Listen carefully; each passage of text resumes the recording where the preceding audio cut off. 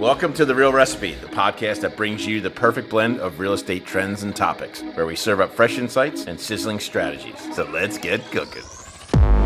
We're back. Welcome back. We're back with the and you'll notice a little bit of different setup. Different today. setup. Trying some things out. Yeah. See where this goes. It took like an hour to do just this, actually. It's really ridiculous. Right. And we'll probably change it next week anyway. So Yeah, it's fine. But yeah. So what are we gonna talk about this week? we have a few things. Do you want to talk about the fraud thing first? The article? Fraud's fun. Yeah, Fraud's okay. always an interesting Yes. topic. Well, this came up because Ryan came across a nice little article that News 12 put out. Yeah. So here in New Jersey, like the local channel is called News 12, and they, I guess they have this investigative reporter, Yes. you know, that came up with the story. But it was an interesting story because it's sort of, I think it's timely given where we are today in the real estate market. But apparently, you know, an investor, some social media influencer, allegedly. Like us. Just like us. Yeah. He had been doing some seminars and had somebody come to one of his seminars, and I guess he had convinced this individual to invest some money with him. Right. I think it was about $150,000 roughly. He had invested with him, and the idea was that he was going to invest into some of the real estate deals that he was going to do. But apparently the individual was not on the up and up, and but what I find, I mean, it's funny, but it's not funny because, you know, here you have he looks to be like a younger gentleman. He gave this individual $150,000 in cash. No contract. Well, he had an agreement. Did he have an agreement? He had an Okay. agreement, but the fact that you're going to walk into a real estate deal and give somebody a bag of money already doesn't meet the smell test. You know, that this is a good deal or this is on the up and up. Now, the individual that, you know, was looking for the money was going to pay this gentleman like a 30% return over a 5-month period, which is a fantastic investment.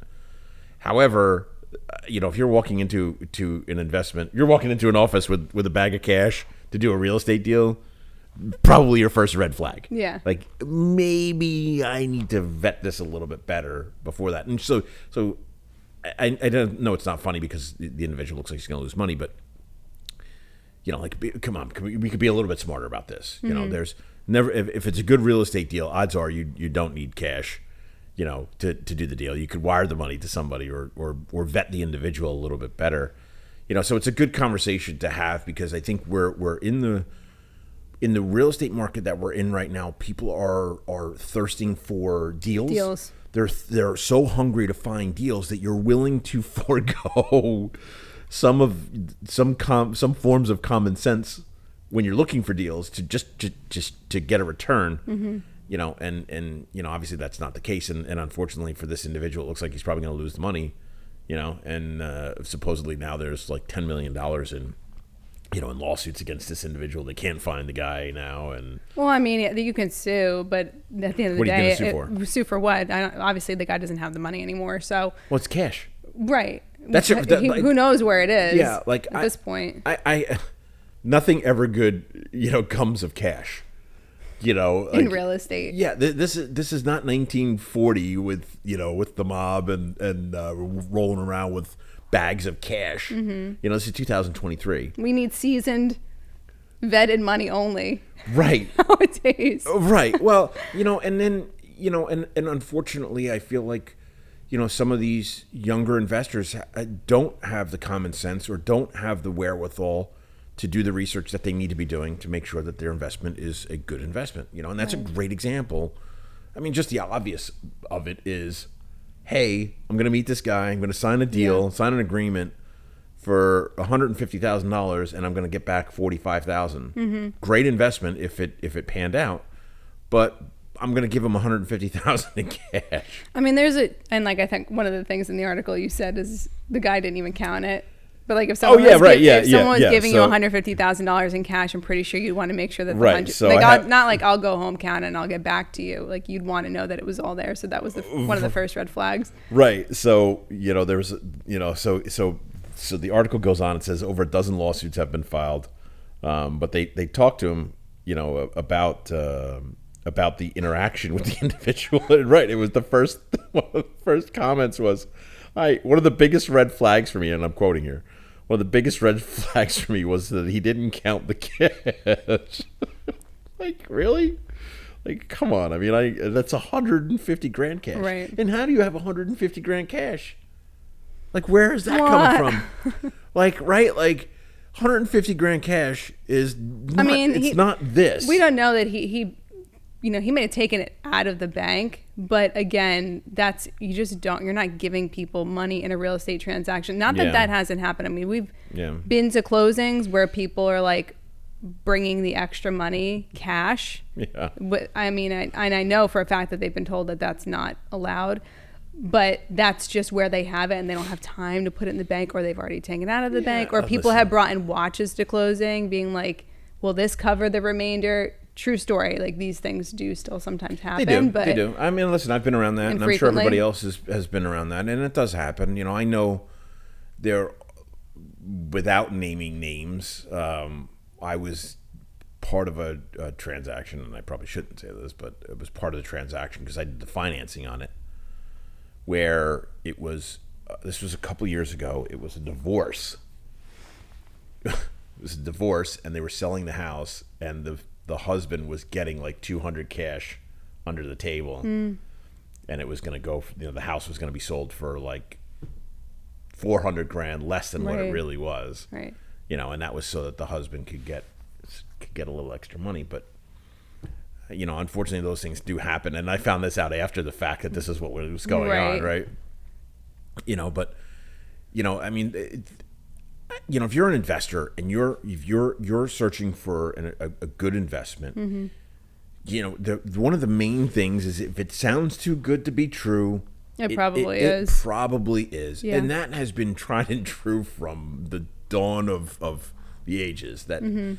There's no investment where you're going to turn around, give a guy now. It is possible because I've seen it in my world where, all right, like a developer. Great, this is a really good example. Like a developer could be in a pinch trying to build a maybe do a spec house or has a couple of lots that he's building on, and he runs out of cash. A lot of developers are real estate rich but very cash poor. And so he needs like 300 grand to finish a project and get it sold because he's already got contracts on it. So it's a good investment where you could turn around and say, okay, I'll give you the 300 grand, but you're going to give me back 60. Yeah. In a short window. But I've also, I know the individual. Of course. I know the properties that he's been building. I know where he's at financially because I've done some of the due diligence and research. And so I look at it as a calculated investment and say, okay, I can give him 300. I'm going to get 60 grand back. It's a great return on my money, and it's a good investment. When you are dealing with people that you don't know, and you're just going to give them 150 grand cash on the idea, that's one of the downsides to I think social media and some of these real estate networks. Yeah, or the real estate investing networks. Or you don't know who you're seminars meeting. Or groups, you don't know who you're meeting. And I think that some of these people obviously go, just like this guy did, looking, all they have to do is just find one person to buy in on it. And I mean, they take the money and they're gone. I mean, that's just the entry level of the types of fraud we're seeing now. It is, some of these types of fraud are very difficult to really get by when we talk about like title fraud and, deed fraud and forgery and stuff like that, because there are fail safes to these things. But I got a phone call this week too. So it just seems timely that you brought that article up. But someone I work with had an investor. They purchased a property back in the spring, and they're still not the owner of record, meaning the deed still hasn't been recorded on the property. And not that to say that doesn't happen, like, title company could have gotten majorly backed up or something like that. Not that should happen, but it didn't. It could be in this scenario, could not be a fraud thing. But then when I started asking questions and peeling back the layers, and they were like, calling me just to ask questions because they were concerned for their client. They said that it was an off-market property. So it was something, was it off-market? Or then they originally saw it on the MLS, then it got pulled off, and then they sold it off-market. Something was funky there. Mm-hmm. And the agent who originally had it on the MLS said they didn't have it listed anymore. And second of all the recommendations for the private financing, the attorney, and the title company all came as a recommendation through the owner of the property.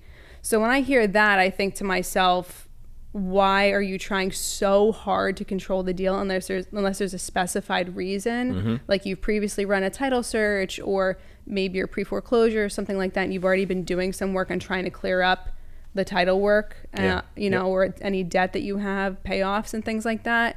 But this is someone who was maybe newer to investing, and their English was not very good. So they were relying on someone to really facilitate this a lot for them. Yeah. I know. And so when I started hearing these things, I didn't want to alarm them, but I said to them, you really need to get their closing documents and find the name of the attorney and the title company who did this, because they were getting very nervous that they were not. And I just checked the deed the other day and it still hasn't been recorded. And that's a large span of time. Yeah. So, sometimes you do see things like that happen where it's not, through the up and up on the MLS, and you're dealing with some off-market property. And how do you know that, it wouldn't be the first time that small title companies just take the money and unfortunately pack it in, or, it's an attorney who, is running or facilitating the title company, which isn't, allowable, but this individual didn't know any better.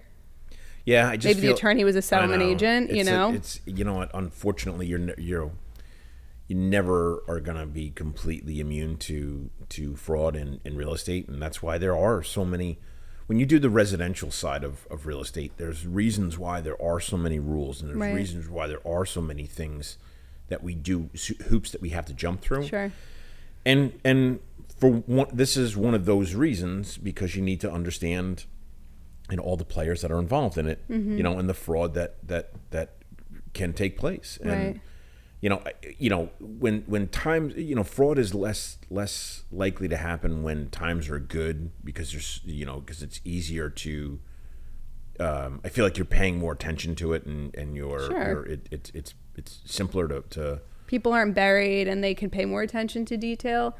Yeah. But like you said, especially on the residential side, and to a first-time home buyer, first-time investor, I think that, if you have the proper team in place, the attorney or the lender can explain why there's so many hoops to jump through and why there are so many specific reasons. It's easier just to pull out and say, okay, this doesn't feel right. I'm just gonna walk away. But it's important for the general consumer to understand that there are reasons why everything has to be done a certain way or above board, or I know it might seem redundant, but yes, you have to call and verify wire instructions. So even something like as little as that, or no, I'm sorry, we can't put this on the closing statement this way. It has to appear in a proper checks and balances type of manner, because at the end of the day, the parties that you're dealing with, we have a due diligence that if we do get audited, things have to look like they're on the up and up. And those are the people that you want to work with, the people that are actually trying to stay in line and not fly under the radar, because you do one little thing that, looks like it's not in the up and up, you're susceptible to I know we're falling scrutinized. Into that trap. You're scrutinized. Absolutely scrutinized for all these transactions. But, when you're in a situation like where we are today in the real estate market, and there's not a lot of properties on the market, and a lot of people, have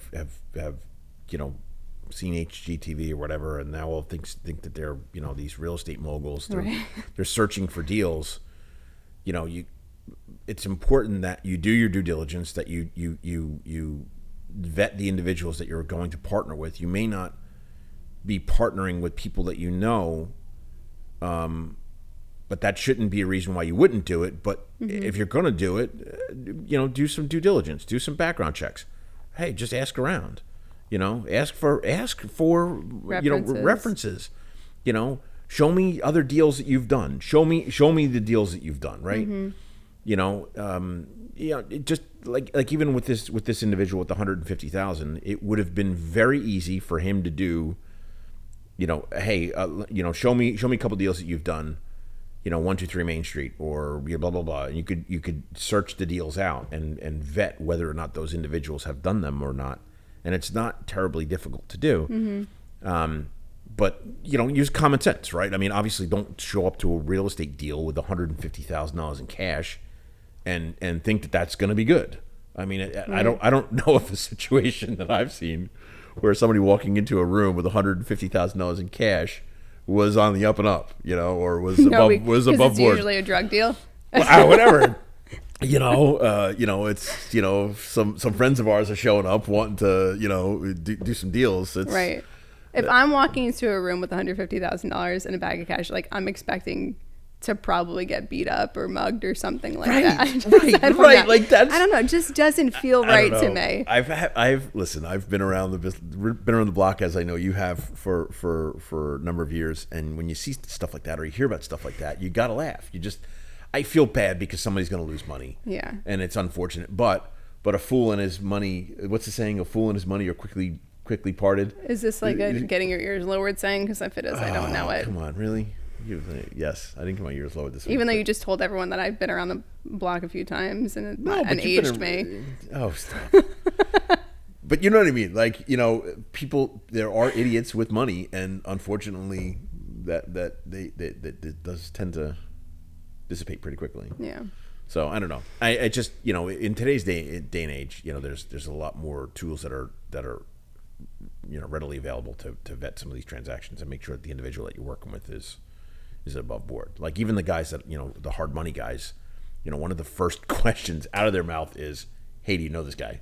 Mm-hmm. And if I don't know the guy, their red flags immediately go up, their antennas immediately go up, and they're now, hey, give me some more information about this guy. I want to know who he is before I start lending him money, because you don't want to just, part with $300,000, $400,000, $500,000, and then all of a sudden you're never going to get it back again. So, just think little things like that. Like even like, when I'm doing a deal, a hard money deal, it's going through their attorneys, not through my attorney or the buyer's attorney. Yeah, it's going through the guy who's lending the money. It's his attorney. He's the one handling the transaction. Just little things like that you can do to safeguard yourself, so that you're ensuring that the transaction is correct, right? Or verifying the LLC that you're partnering with, making sure that it's a valid LLC, and that it wasn't just started yesterday, kind of thing. Just like little nuanced things like that you can do to protect yourself. But in today's environment, when people are searching for deals, all of a sudden you're going to start seeing deals pop up that sound amazing,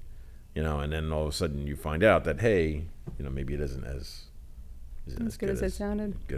So be careful out there. There's apparently some fraudsters running around looking for bags of cash. Bags. Yeah, hey, listen, I would not mind a $150,000 bag of cash show off. This sounds more and more appealing to me. Right. Yeah. Not the fraud part. No, of course not. 150 just having $150,000 of cash to do anything with. Yeah, that's just it. But you know what though? It's funny because you think about these things and you're like, oh, how does that happen? How does it still go on? And it still goes on, and that's because people don't lack the common sense to think some of these things through. So I don't know. We'll see. That's it. All right. Till next time. Till next time.